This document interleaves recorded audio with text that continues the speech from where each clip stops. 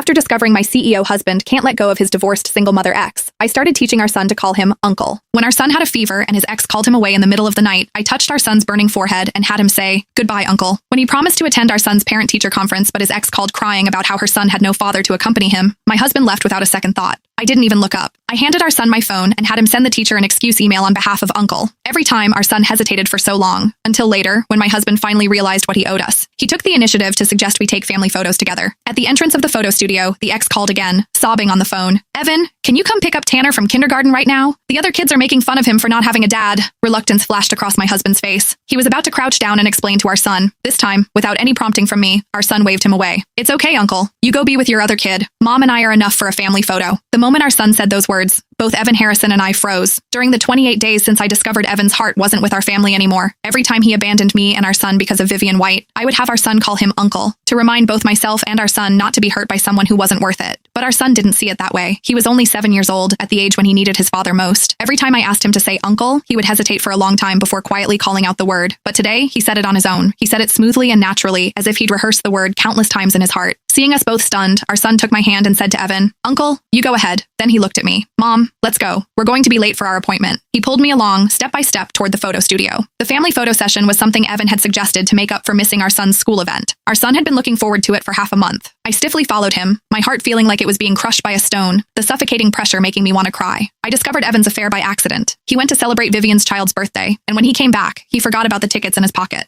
3 tickets to Universal Studios. For our son's 6th birthday, he wished for the whole family to go to Universal Studios together to see his favorite Minions. Evan thought it was childish and rejected the idea without hesitation. A few days later, though, he went with Vivian's child. I found Vivian's Instagram post on Evan's phone. The most magical place should be visited with the best dad. The photo showed Evan and Vivian holding a child, a picture of the 3 of them together. Vivian was his first love, divorced with a child. That night, we had our most explosive fight. I insisted on divorce and taking our child with me. Evan accused me of being unreasonable. He asked how I could bear to let our child grow up without a father. He swore to God that he only felt sympathy for Vivian. Looking at our son's obviously frightened face, I bit my lip until it nearly bled. I knew that if I forced our son to leave with me, he would never forget Evan. But I also knew that if it happened once, it would happen a second time, a third time. I didn't want my child to suffer because of his so-called sympathy. So I chose another approach. I tricked Evan into signing divorce papers. 30 days until the divorce became official. During those 30 days, if Evan came to his senses, I would pretend nothing had happened for our son's sake. If not, I would spend those 30 days doing everything I could to help our son become desensitized. Today was day 28. Our son had called Evan Uncle on his own. I felt our son's slightly trembling body, but I wasn't happy. It felt like 1,000 needles piercing my heart. As we crossed the street, Evan finally snapped out of it. He took a few steps after us, wanting to ask our son what was going on, when Vivian called again, still with that delicate sobbing voice. "Evan, where are you? Tanner keeps crying and saying he wants his daddy. I can't calm him down." Evan's steps halted. He stared at our backs, phone in hand, and replied, "Okay, I know. I'll be right there." After hanging up, he sent me a text saying, "Let's talk tonight," then turned and left without hesitation. The roar of a car engine started up, then faded into the distance. Our son stopped walking and buried himself in my arms, his tears soaking my clothes. "Mom, can we not have dad anymore?" We didn't take the photos. I took our son straight home. I started packing. While I was booking plane tickets back to my hometown, Vivian sent me a video. The setting was another well-known photo studio in the city. Vivian and Evan were wearing matching outfits, holding a child around 5 years old, posing for the camera. At the end of the video, Vivian taunted me as usual. "It's just a family photo. Evan and I can take one anytime." If this had been before, seeing Vivian's provocation, I definitely would have snapped back immediately. But now, watching our son carefully organizing his toys, I only had one thought. How pointless. I exited the chat and booked 2 tickets to Seattle for the day after tomorrow. Just after I paid, Evan came home, carrying a strawberry cake. Both our son and I stared in surprise. In the past, he hated strawberry cake the most. Because of this, even though our son inherited my crazy love for strawberries, he would only choose Evan's favorite matcha mousse for his birthday. But today, why did he suddenly bring home a strawberry cake? Our son and I looked at each other, both finding it unbelievable. Evan slowly walked in and saw the open luggage. His expression changed slightly. Tanner was crying so hard I stayed with him a bit longer. On my way back, I remembered you both love strawberry cake, so I bought one. "Why are you packing? Are you going on a trip?" I shook my head, then nodded. "I guess so." With only 2 days left until the divorce became official, I didn't want any unexpected complications. Hearing my words, Evan seemed to breathe a sigh of relief before continuing. "The photo studio called me and said you didn't show up. I rescheduled. How about tomorrow?"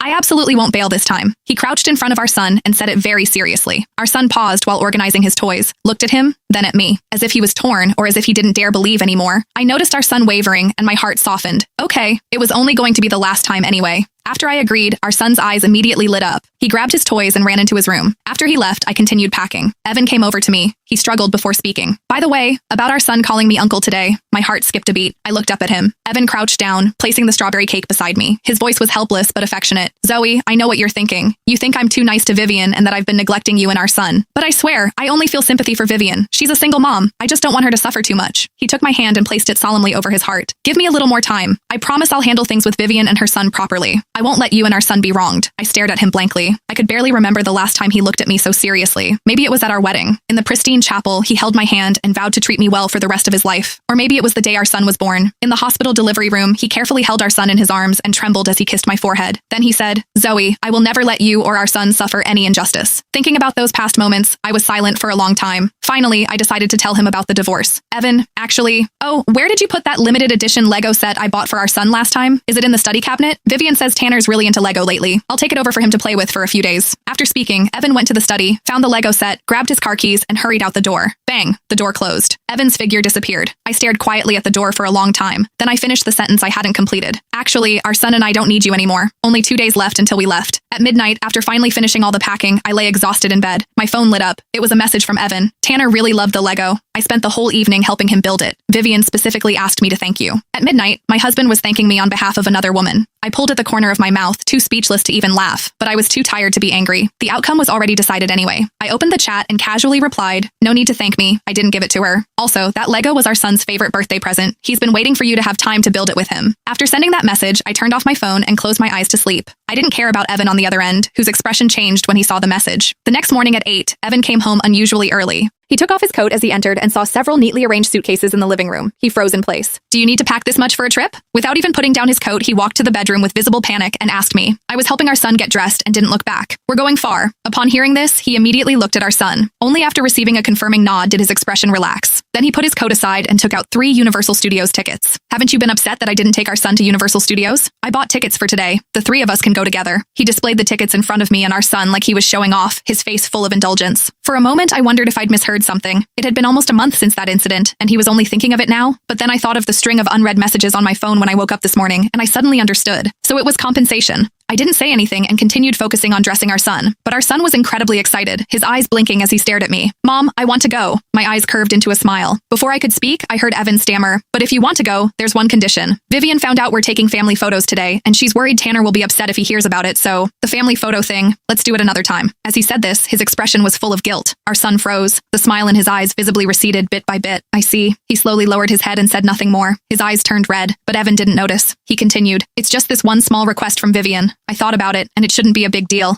We're just postponing the photos this time. There's always next time. Leo, what do you say? He didn't know that our son and I would be leaving tomorrow. This was his last chance, but neither our son nor I said anything. We just nodded silently. Fine. Okay. Evan breathed a sigh of relief, his face visibly showing a smile, as if a weight had been lifted. Then I'll tell Vivian right now. 3 o'clock this afternoon. Meet at Universal Studios. After speaking, he got up to leave. When he reached the door, he turned around. Honey, Leo, you're both so wonderful. Our son and I didn't say anything. After he left, our son jumped down from the bed and took out a backpack he'd prepared from the closet. Mom, I don't want to see Uncle anymore. Can we leave early?